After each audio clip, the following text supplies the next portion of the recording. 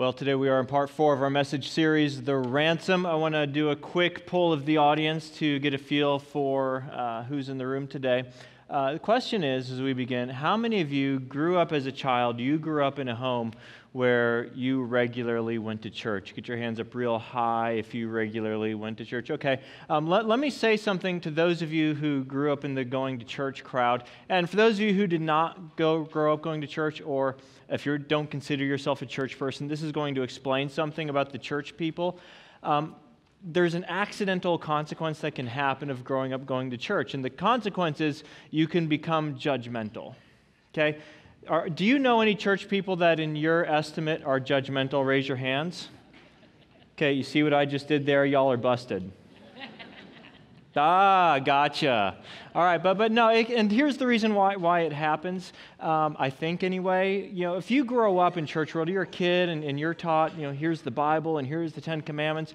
You grow up learning all the rules, and yeah, there's 2 or 3 that you're inconsistent with and you're not very good at, but then, those people over there's 9 or 10 that they're inconsistent with, and, you're 2 or 3, God understands, but they're 9 or 10. Woo, look at those bad people. So it's easy to fall into that judgmental kind of thinking if you grew up going to church. But to be honest, even if you're not a church person, it's really easy to become a judgmental kind of person. And here's why. Being judgmental always starts with having an opinion about something. And if you have a brain, you have an opinion, don't you? I've never met a person who doesn't have an opinion. And if you have a pulse, you have life experiences which have shaped your opinion. So as a result, we all have opinions, we all have worldviews, and if I could get inside your brain and see the life you've lived, from your perspective, your opinions and your worldview would make perfect sense to me. And if you could get inside my brain, don't recommend it, and see the life I've lived, my opinions and my worldview would make perfect sense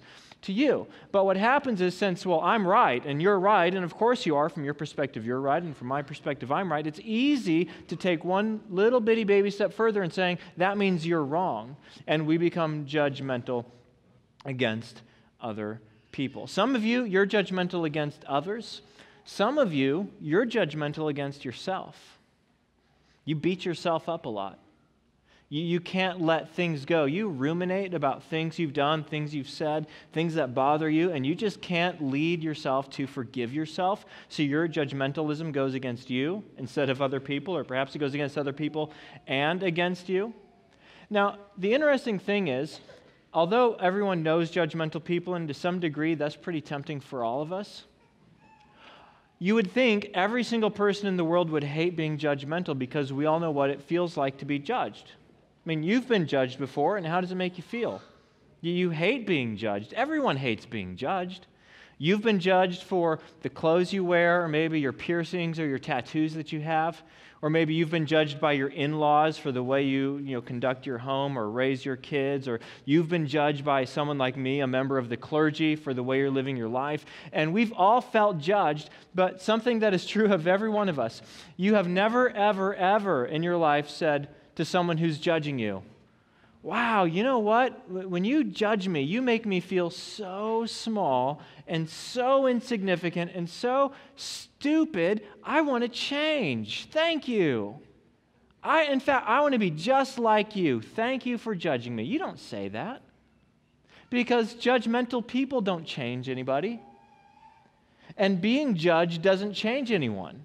Even when you're the one judging yourself, that doesn't actually change anything, does it? So not only does being judgmental make you feel very small and insignificant, it doesn't even help the situation. So you would think that we would all see that and none of us would be judgmental people, but it's even worse, unfortunately. When you slip into judgmental mode,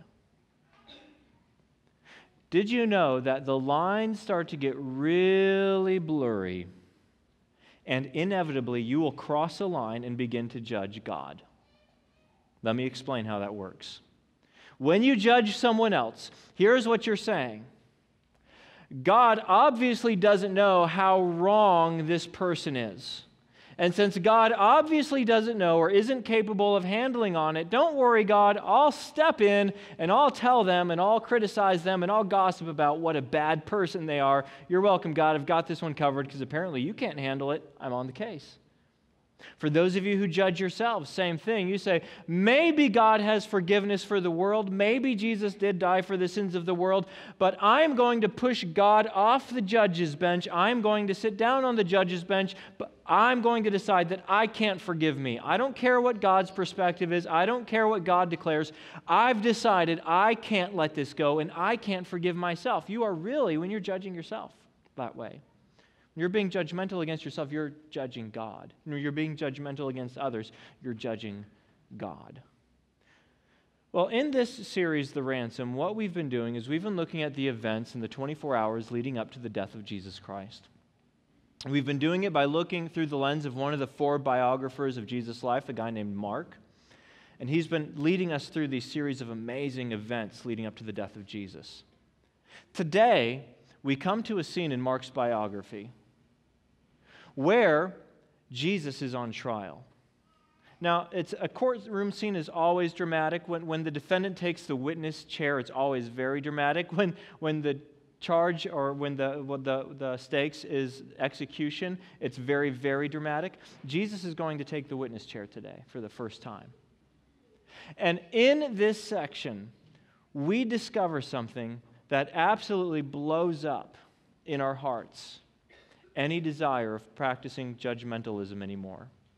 We find something so powerful it dislodges the spirit of arrogance and judgmentalism from us. We find something here so beautiful that it will lead us to stop judging ourselves and refusing to forgive ourselves. In this, Jesus doesn't actually say anything about being judgmental against others. But the message he delivers is powerful and it is beautiful, and it can change our hearts and change our lives. So today we are in Matthew chapter 14. We're going to pick it up where we left off last week. Last week we saw how Jesus was betrayed by Judas for 30 pieces of silver. He was arrested by the temple guard. Well, the temple guard had him, and here's what happened. They took Jesus to the high priest, and all the chief priests, elders, and teachers of the law came together. Peter followed him at a distance right into the courtyard of the high priest. There he sat with the guards, warming himself at the fire. And we'll get to Peter next week. We'll come back to him. We'll follow this story for now. The chief priests and the whole Sanhedrin were looking for evidence against Jesus so that they could put him to death, but they did not find any. So we have the chief priest, first of all. The chief priest is the most important man in the nation of Israel. He has the most political authority. He has the most spiritual authority. He is large and in charge. The Romans are in charge, but he has the most influence within his country and within his ethnicity. Now, he was part and he chaired a ruling body called the Sanhedrin. It was made of 71 men who worked under the high priest. We had the chief priest, those are like the members of his cabinet. The elders and the teachers of the law, those are like the most expert Bible scholars of their day, studying the Jewish Hebrew scriptures.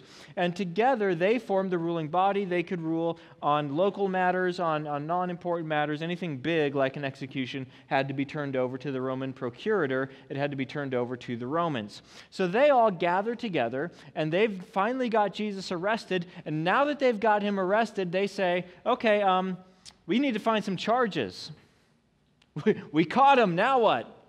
We have to blame him for something now that we caught him. Okay, so we're going to look for some charges, but they can't find any. Now, here's the irony.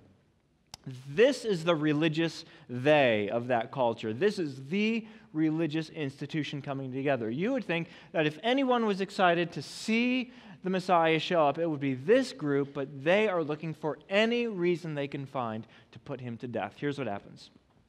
Many testified falsely against him, but their statements did not agree. Then some stood up and gave this false testimony against him. So they've got Larry, Curly, and Moe coming in saying he did this, he did that, and they can't get two stories to line up. So they finally got two guys to say, we heard him say, I will destroy this man-made temple, and in 3 days will build another not made by man. Yet even then, their testimony did not agree. So they're just looking for something to pin to Jesus, and they said, we've got it.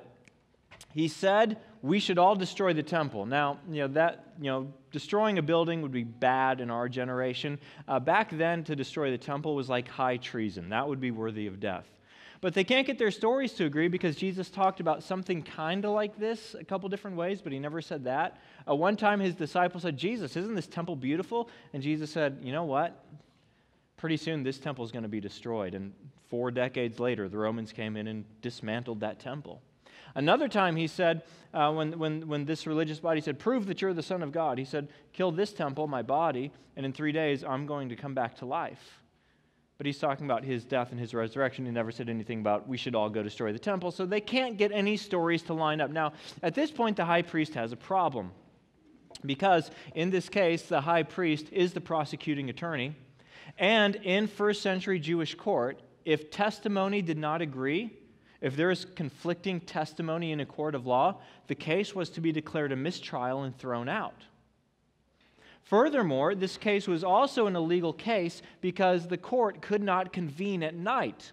They could only convene during regular business hours. This was in the middle of the night. So for 2 reasons, this is now an illegal trial and should have been thrown out of court entirely. However, since the prosecuting attorney is also the judge, the high priest, he is going to press on and he's going to go for the home run ball.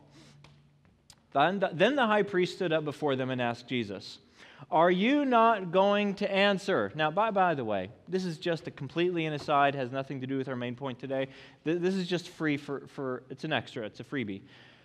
When people are judging you and their judgment has no validity or basis whatsoever, you know what the best thing is to do sometimes? Say nothing. They're throwing all these crazy allegations at Jesus. He just sits there. Because there's nothing to it. But the high priest says, are you not going to answer? What is this testimony that these men are bringing against you? Response? But Jesus remained silent and gave no answer. Again, the high priest asked him, are you the Christ, the Son of the Blessed One? So he's desperate. He's like, all right, let's get down to it. Are you the Christ?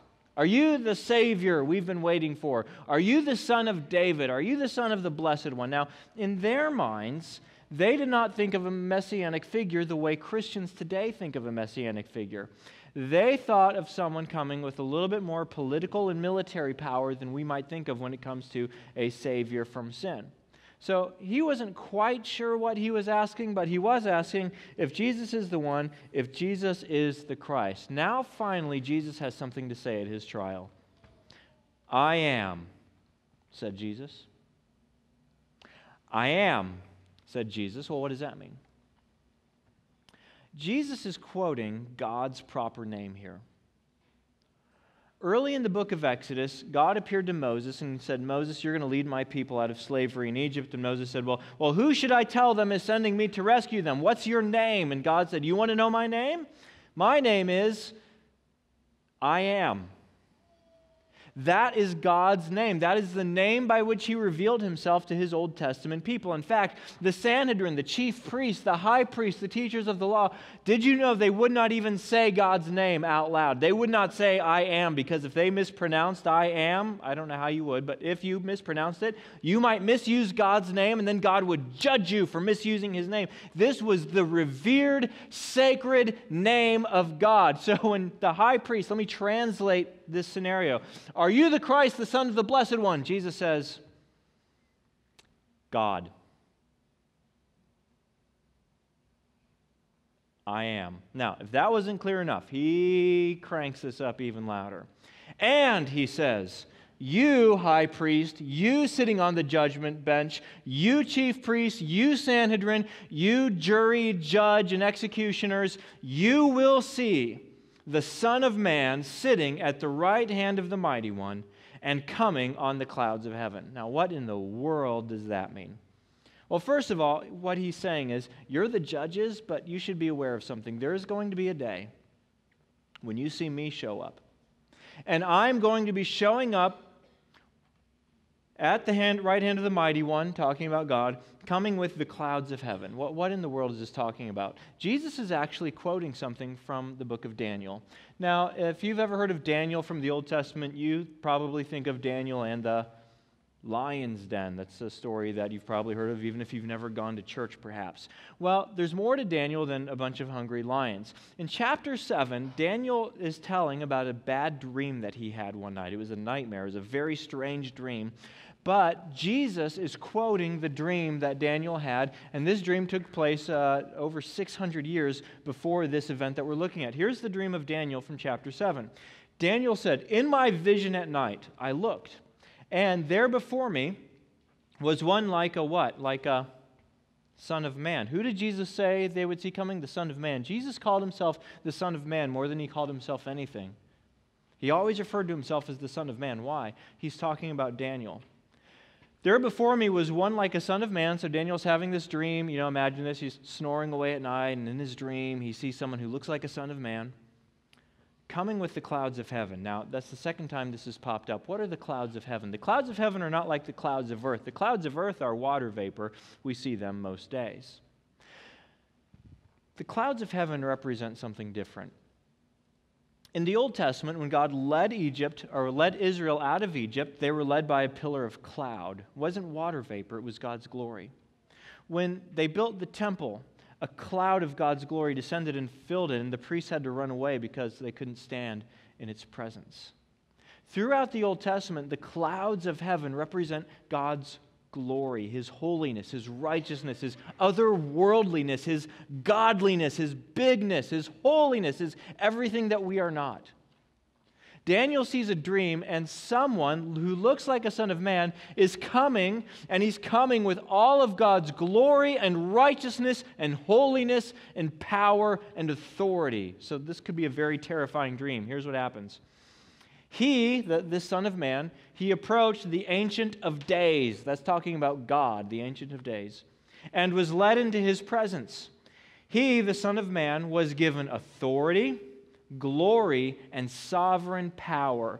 All peoples, nations, and men of every language worshipped Him. He said, I had a dream about someone. He looked like a son of man, but he had God's glory. He had full access to God. He had God's power. He had God's authority. He had everyone on the planet worshiping Him. He continues. His dominion is an everlasting dominion that will not pass away, and His kingdom is one that will never be destroyed. And then Daniel wakes up from his dream, kind of like you just did from your sermon nap. He just wakes up and says, what was that crazy dream all about? And he didn't know. And he just this is my dream, and he wrote it down, and he went on with his life. Well, all of these members of the Sanhedrin, these good Jewish boys growing up going to synagogue, they knew all about Daniel, and they knew all about his dream. And now Jesus is on trial for his life. And they say, are you the Christ, the Son of the Blessed One? He says, God. And then he says, oh, and one more thing. You judges and jury members are going to see me coming with God's glory. And I will have full authority and sovereign power to judge. Now, since they knew their Old Testaments, Jesus could have quoted from dozens, literally hundreds of places of the Old Testament that talked about the coming Messiah. There's all kinds of pictures and images and metaphors that the Old Testament is filled with, and they knew those Old Testament scriptures. But he chose this one.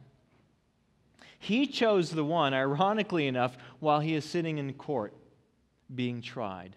He chooses the picture of the Messiah, which shows that he is the judge. Here is what Jesus is claiming, our first fill in the blank this morning. Jesus claims to be the ultimate judge. High priest, you have a judge's bench, but I'm the ultimate judge. Sanhedrin, you have some authority to judge, but I am the ultimate judge, and I am going to judge you. Now, in case you're wondering, is that what Jesus really meant? Did he really claim to be God? Did he really claim to be the one who's going to return someday and judge every human being on the planet? Maybe that's not what he really meant. Maybe this is preacher hyperbole. Look at how the courtroom responded. When they heard him say this, the place blew up. They went absolutely berserk. Check this out. The high priest tore his clothes, just Hulk Hogan style, brother, so that's what they did when they were all, when they were all troubled, angry, outraged, frustrated. It's their biggest sign of grief, and just the most outrageous thing has happened. So he says, this is the worst thing I've heard. He tears his clothes. Why do we need any more witnesses? He is thankful under his breath because they weren't getting us anywhere. Why do we need any more witnesses? He asked. You have heard the what? The blasphemy. This man just claimed to be God. You've heard the blasphemy. What do you think? He asked the whole Sanhedrin, all 71 people gathered around to judge this one innocent man. Here's what they think. They all condemned him as worthy of death. Now, that's not all. At this point, it goes crazy. Then some began to spit at him. They blindfolded him, struck him with their fists, and said, prophesy. And the guards took him and beat him. This is no longer court. This is no longer law. This is lynching. Mark's detail here is stunning. It says they struck him with their fists. Now imagine a judge and jury being so outraged at the person who's on trial that they are not content to condemn him. They are not content to turn him over to the bailiff and haul him off to prison and serve out his sentence. They're not even content to tell the temple guards, would you go take this man out behind the woodshed and teach him a lesson? They are so outraged, they themselves have to unleash their rage, and they want to punch Jesus in the face themselves. That's how chaotic this scene has become. Why did it become so chaotic? Because Jesus said, I am the ultimate judge. I am the ultimate judge of the universe, and I am the ultimate judge of you.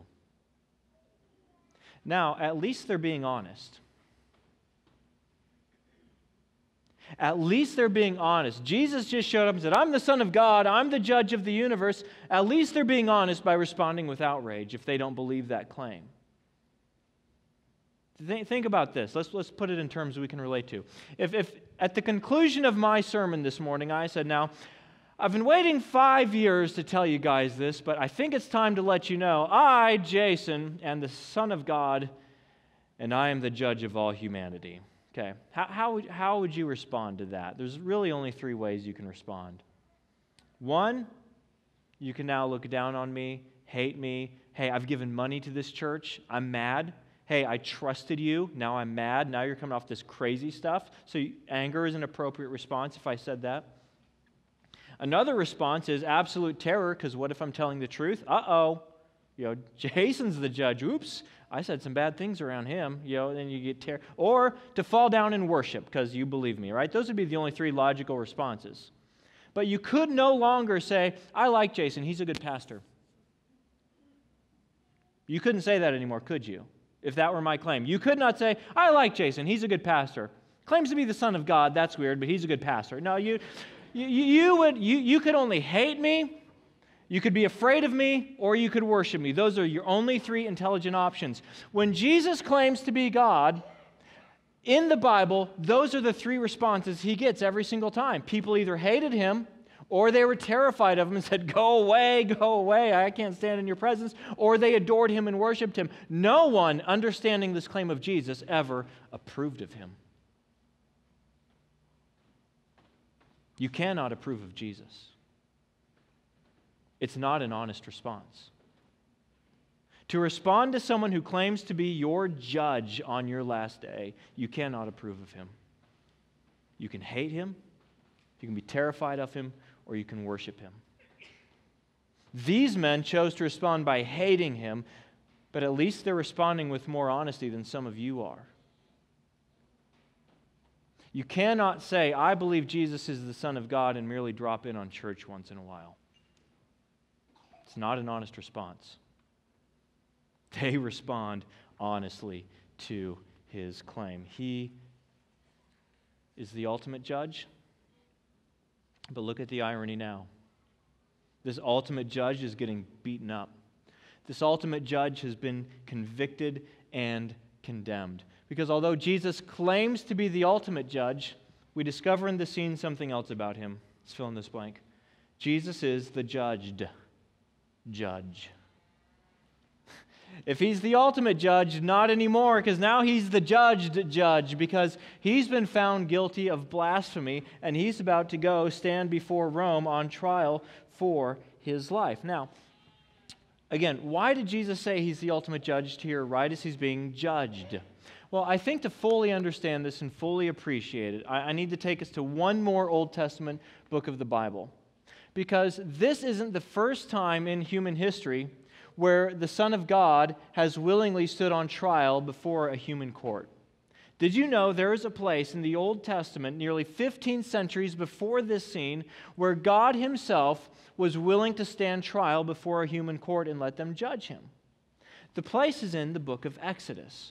Here, let me set the scene for you quickly. Someday I would love to preach a whole series on this one chapter of the Bible. I don't know if we'll get there. So here's kind of the brief overview. I'll try and go fast. Right. Here's the brief overview. Moses, again, has just led Israel out of Egypt, out of slavery in Egypt. There's some 2 million people now. They have entered the Sinai Peninsula, and they are going to travel to the modern day of Israel, the modern borders of Israel. That's their destination, so they've got to get across this desert. Well, the problem is, when you lead 2 million people into the wilderness, into the desert, you're going to have some supply problems. Well, they bump into a supply problem. They don't have water. Moses tells us about the situation in Exodus chapter 17. The whole Israelite community set out from the desert of Sin. That's not like, they're on spring break out in the desert. That's just the Hebrew name. It's coincidence. Traveling from place to place as the Lord commanded. So we're free at last, free at last. They get out into the desert, we're free at last. Here's what happens. They camped at Rephidim, but there was no water for the people to drink. Problem. So what did? They quarreled with Moses and said, "Give us water to drink." So they come out. There's no water to drink. So what do? They get mad at the guy that led them out there. They get mad at Moses, and they say, "Moses, you owe us something. You owe us water to drink." Moses is going to put this in a slightly different context for them. Look how he responds. Moses replied, "Why do you quarrel with me? Why do you put the Lord to the test?" Now, is Moses claiming to be God? No. He says, your argument isn't with me. God led you out. God is responsible. You're putting him to the test. Now, here's what's interesting. In the verses that ensue, I'll just give you the summary version. They decide two things. Number one, no, Moses is culpable. We are going to try him, and since we're all going to die in this desert anyway, we're going to stone Moses first, and at least while we die of dehydration, we'll have the satisfaction of knowing that we killed this guy. And then, second, they actually agreed with Moses. You're right. God is to blame. In fact, they get this idea that God is responsible for criminal negligence of the people, and they want to take God to court. They want to file a lawsuit against God for leading them out, for not providing for their needs in the way they think he should provide for their needs. So they get all grumbly and up in arms and quarreling with Moses. And let's file a lawsuit against God because he's wrong and we're right. And crazy story. Here's what ends up happening here a few verses later. Let's fill in this blank first. I just decided. We're going to fill in this blank first. Here's what they're doing. And let me bring this back to our introduction by talking about being judgmental.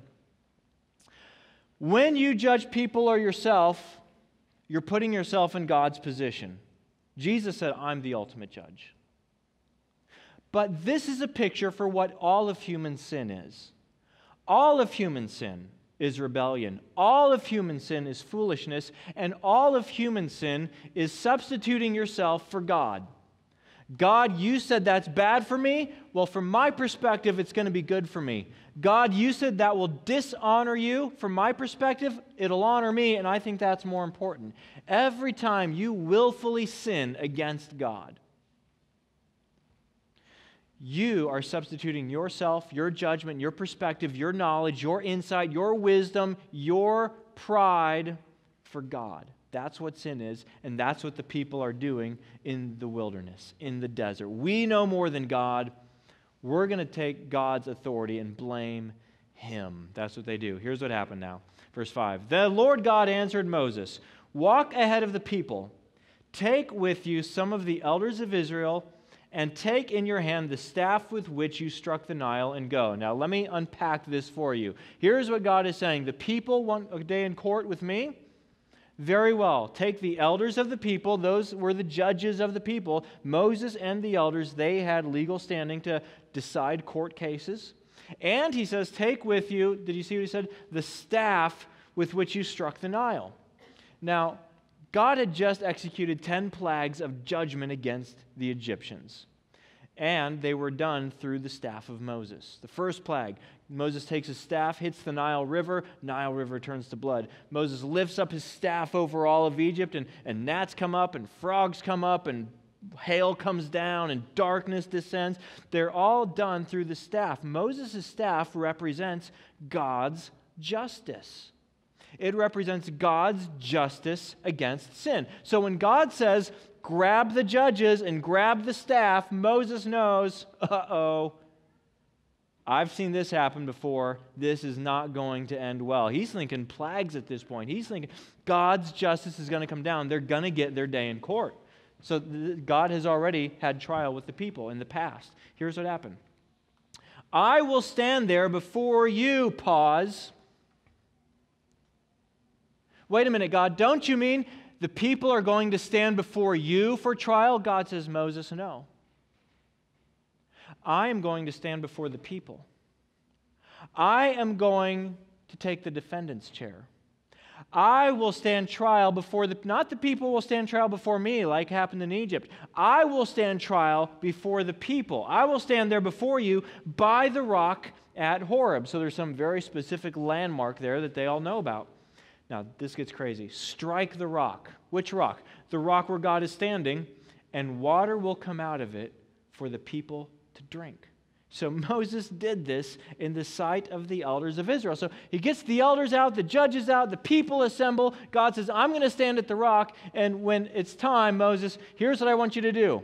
Bring down your staff of my divine justice, and don't bring down judgment on the people.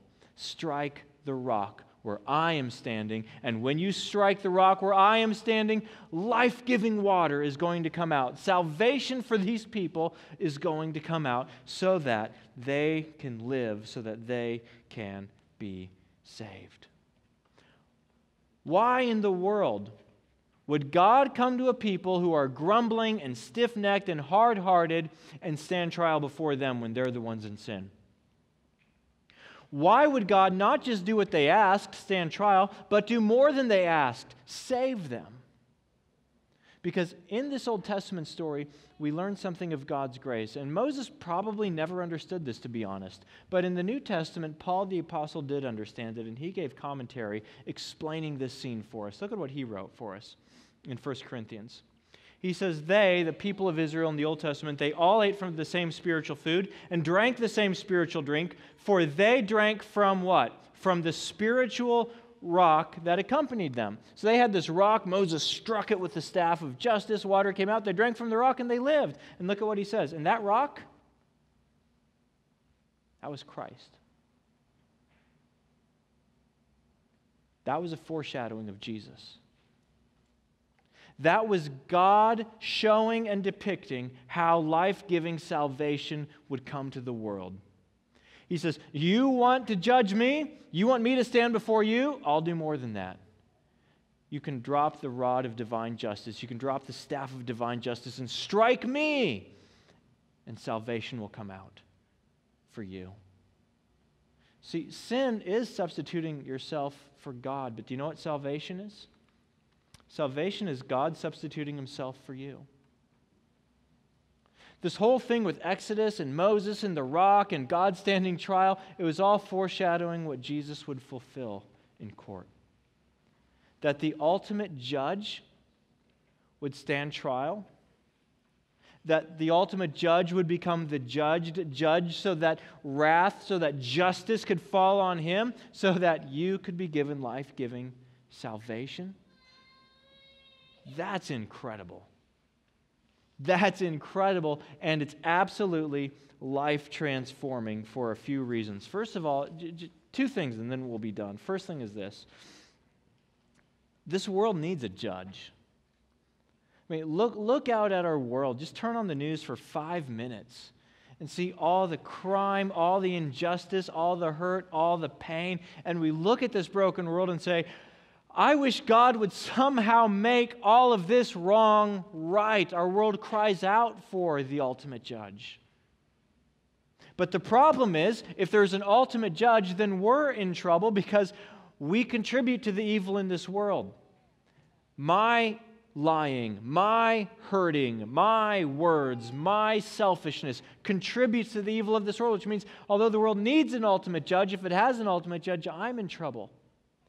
But Jesus comes in and says, don't you see? I'm the judge that you need. Because I'm the judge. I was judged for you. Yes, I'm going to return in God's glory and judge the world, but you know what? I already was judged for you. Your case in court has already happened. Your verdict has already been rendered, and I was judged on your behalf so that you can have my life-giving salvation. Jesus is the only judge we need. Jesus is the only judge we can handle. And here's how that changes us. Number one, changes us in 3 ways when it comes to being judgmental. Number 1 is this, of how it changes us. You can no longer sit in judgment on people. Okay? People have different opinions, different political ideology, different beliefs. You can no longer, in arrogance, sit in judgment on other people. Well, why? Because Jesus did not look upon us with arrogance, but he humbled himself and was judged for us. Jesus dealt with us, his enemies, with that kind of grace and humility and love, which means that if you believe that Jesus is the Son of God and worship him, it responds by getting rid of that arrogance and not judging people, but serving them like Jesus served us. Second implication is this: when people have hurt you, instead of judging them, forgive them. When people have hurt you, instead of judging them, instead of becoming bitter, instead of hoping, I hope something bad happens to them, instead of holding on to that resentment, forgive. Well, how do you do that? Remember what Jesus did for you. He was judged in your place. He was judged for you. And he's the only judge whose opinion matters, but he did that for you. So when you're hurt, be like Christ. Forgive people who have sinned against you. And here's the last way. It changes us. If you can't forgive yourself, if you beat yourself up for something you've done, you can't let it go, how dare you? How dare you look Jesus in the eye and say, you being judged for me meant nothing? How can you look at Jesus and say, yeah, you were judged for me, but that means nothing to me? You have lost your ability, if you are a Christian, to withhold forgiveness from yourself. Because the ultimate judge has already declared you forgiven. The ultimate judge has already declared you innocent because he was judged for you. You've lost your footing in court to make an accusation against yourself. Christ has forgiven everything. And why did he do that? Because the Son of Man, the judge, the Son of Man, did not come to be served, but to serve and to give his life as a ransom for you. Let me pray about that. Father in heaven, we thank you that Mark preserved this amazing account for us of Jesus on trial. Jesus, we thank you that although you are the ultimate judge, you humbled yourself and were judged for us. It's unbelievable almost to think of the judge being judged, yet you did this because you love us. Father, I ask that this truth would sink so deeply into our hearts that it would change us, that it would dislodge any arrogance and pride from our hearts, that we would no longer look at other people and be arrogant and judgmental, but we would just love and serve like you've loved and served us. that for the men and women listening who are holding on to shame and guilt, that this beautiful truth would just dislodge that from our hearts, and we would live as men and women who are forgiven and freed from sin and shame and guilt, and all by the blood of Jesus. Father, I ask for the wisdom to know how to apply what we've heard today and the faith to do it. And we ask this in the name of Jesus, our judged judge. Amen.